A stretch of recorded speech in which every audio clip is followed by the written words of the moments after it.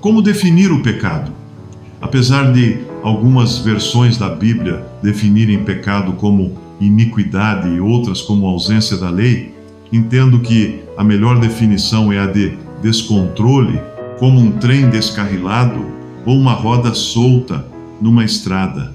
Pecado é a ausência de um elemento constritor ou direcionador. Por isso, agir por vontade própria é pecado, e isso vale até para quem nunca teve acesso à lei dada a Moisés e aos 10 mandamentos.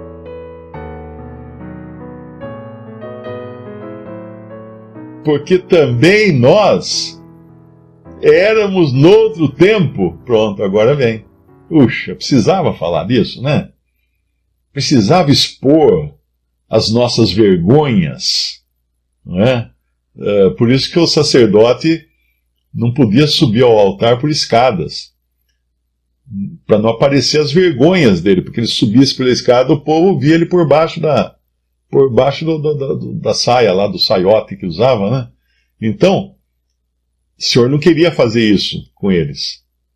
Então nós também, na realidade, tínhamos muitas vergonhas, ou muitas coisas em nós, que nos tiravam qualquer dignidade que a gente possa buscar. O homem sempre procura construir uma reputação, não é?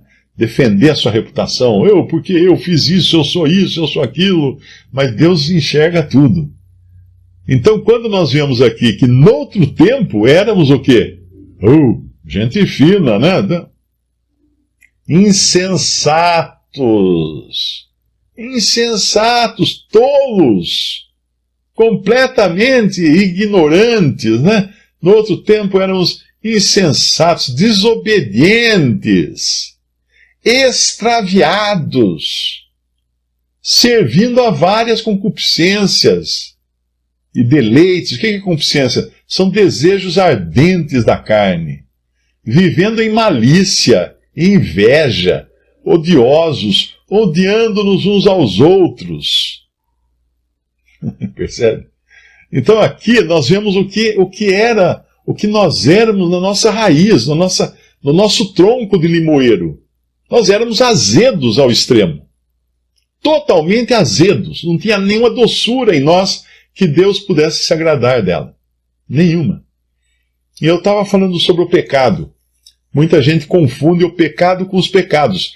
O crente, ele nasceu pecador, mas o dia em que ele se converteu a Cristo, ele teve os seus pecados perdoados, todos eles, até os que ele ia ainda praticar. Por isso que o crente não é chamado a pedir perdão dos seus pecados. Ele pediu uma vez, quando se converteu. E você não encontra nas cartas dos apóstolos um crente pedindo perdão. Mas é dito em 1 João que nós devemos confessar os nossos pecados. E o que é uma confissão? É você reconhecer realmente as suas falhas. É você ler isso aqui, que nós éramos no outro tempo e acabamos sendo de novo agora com as nossas práticas. Mas isso foi perdoado quando nós cremos em Jesus. Os nossos pecados foram levados todos lá na cruz. Todos, antes de nós existirmos.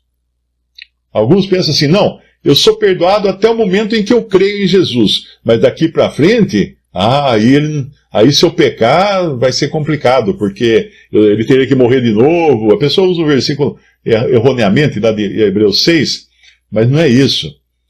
Fomos totalmente perdoados. E o nosso velho homem foi lançado na morte. Lá em Cristo ele morreu. O nosso velho homem. Trazemos ainda em nós a carne. Essa continua em nós. Mas nós somos convidados a nos despojarmos dela, para vivermos uma vida santa aos olhos de Deus, aqui. Agora, essa ideia de que é o pecado e o que são pecados, hoje eu vi um vídeo tão impressionante no YouTube, que era, porque eu escrevi uma nota lá no YouTube não, no Facebook, eu escrevi uns pensamentos sobre isso. E depois pesquisando, porque eu dei o exemplo da roda solta, né? Sabe que roda solta de caminhão mata muita gente. Porque às vezes a roda se solta na estrada e continua rodando. Só que agora não tem mais eixo. Ela roda sozinha. Uma roda de caminhão é pesadíssima. E ela continua rodando. E se ela bate num carro, ela estraçalha o carro. É como se fosse, ela bate na frente do carro, arrebenta tudo. Então eu fui procurar roda solta no YouTube e tinha lá uma estrada, um cara de moto filmando a estrada, e na frente dele, lá na frente, um outro carinha de moto. De repente vem uma roda girando assim, pá, dá na cabeça do motociclista da frente dele. Matou na hora o cara. O cara cai no chão já, o outro para ajudar, mas viu que estava morto já, não tinha jeito. Então uma roda solta é o pecado agindo. Porque pecado, a palavra pecado na sua origem significa, em uma tradução, é iniquidade. Na Bíblia nós temos às vezes um versículo que fala assim, porque o pecado é iniquidade. Mas uma tradução mais correta seria que pecado é estar sem um eixo, sem uma direção, sem um guia. É muito mais insubordinação. Anota aí. O que é pecado? Insubordinação. Quando que o pecado entrou no mundo? Quando Eva e depois Adão, não é, foram insubordinados, deixaram de se sujeitar a uma ordem divina. Deixaram de reconhecer que Deus estava acima deles. E quiseram agir pela vontade própria. Então, agir na vontade própria é pecado.